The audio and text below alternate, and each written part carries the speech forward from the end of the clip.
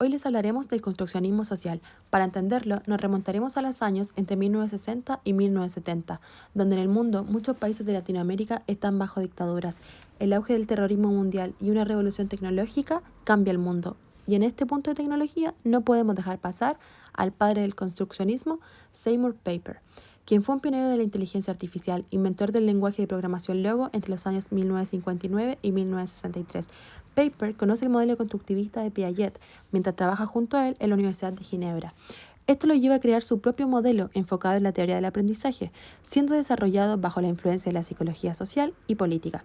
El construccionismo social se centra en la significación que damos a nuestras vidas a través del lenguaje. Este nace y se establece en el campo académico norteamericano, comenzando en la década de 1970, cuando el conductismo y sus propuestos ontológicos y metodológicos se veían cuestionados.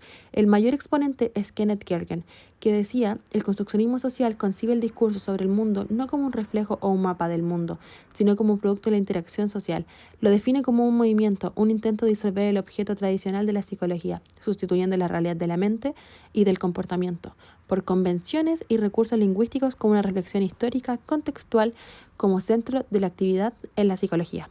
Ahora, para que entendamos el funcionamiento del construccionismo social, debemos comprender que retoma los aportes del constructivismo de Jean Piaget, del constructivismo social de Lev Vygotsky y de las teorías de la psicología social genética, e introduce nuevas ideas al reconocer que la función primaria del lenguaje es la construcción de mundos humanos contextualizados, no simplemente la transmisión de mensajes de un lugar a otro. Sus teóricos aceptan que lo que ocurre entre los seres humanos adquiere significado a partir de la interacción social expresada a través del lenguaje. Es el lenguaje lo que posibilita la co-construcción de acciones conjuntas entre quienes comparten contextos específicos, y estas acciones tienen significados para quienes intervienen en ella y las comprenden. El mayor exponente del construccionismo social es Kenneth J. Gergen, nacido en 1935 en Carolina del Norte. Es considerado uno de los padres del construccionismo social. Sostiene que la capacidad de las ciencias sociales para dar respuesta a los desafíos que plantea la crisis de la modernidad implica el reconocimiento de que la realidad es descrita por medios de lenguaje que se refieren a perspectivas de mundo. Dado que el construccionismo social es considerado una manera de estar en el mundo, como generación mutua del conocimiento que se construye en el lenguaje y en el relacionamiento, se puede afirmar que tanto la postura colaborativa como el diálogo son aspectos fundamentales para el acercamiento de los significados y la construcción de nuevas narrativas para las vivencias. Muchas historias son vividas simultáneamente, existiendo diferentes historias sobre los mismos eventos. Para el comportamiento humano, comprendamos que la identidad se configura en torno a las relaciones. Se constituye un juego de lenguaje cargadas de implicaciones morales y juicios propios y ajenos. Existen diferentes tipos de lenguaje dependiendo del contexto en el que éste se manifieste, por lo que estos juegos de lenguaje son parte de cómo se forma la realidad. Por ejemplo, en un partido de fútbol se crea un lenguaje que se entiende todos los que se involucran en este partido, desde los jugadores, árbitros y entrenadores y espectadores que van a los estadios a verlos.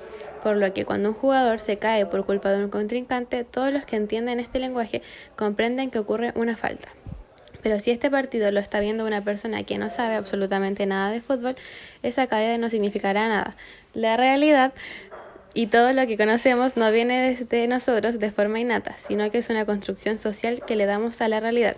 Si del principio a la manzana le hubiésemos dicho sandía, para todo eso sería sandía, pero hoy en día no podemos decir sandía sin que en nuestra mente se nos venga la imagen de sandía inmediatamente.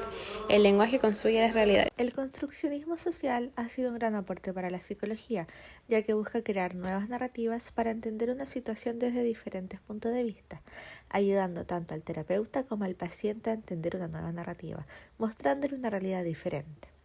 En la educación, el construccionismo busca que todos tengan un rol activo en el aprendizaje, dejando al aprendiz como creador de sus propios proyectos y de su propio aprendizaje. Asimismo, el construccionismo social muestra el rol activo de todos en la sociedad, ayudándonos a entender cómo el mundo es creado a través de acuerdos de forma innata entre los individuos. Si esos acuerdos son aceptados por la mayoría, se crea una realidad social. Ya conociendo y entendiendo qué es el construccionismo social, podemos reflexionar. Este reconoce la influencia de los contextos culturales y sociales de la construcción del conocimiento, también que fomenta una visión más activa y participativa del aprendizaje, y finalmente que promueve la creatividad de la innovación. Al entender que el construccionismo como la creación de nuevas narrativas, también podemos cuestionar este sistema ya que puede conducir a una falta de objetividad ya que no existe como tal. Se le acusa a este movimiento como irracional y para muchas personas puede que esta forma de ver el mundo no sea muy justificatoria, ya que al no existir una realidad absoluta podemos dejar de cierto punto de vista valores morales y éticos.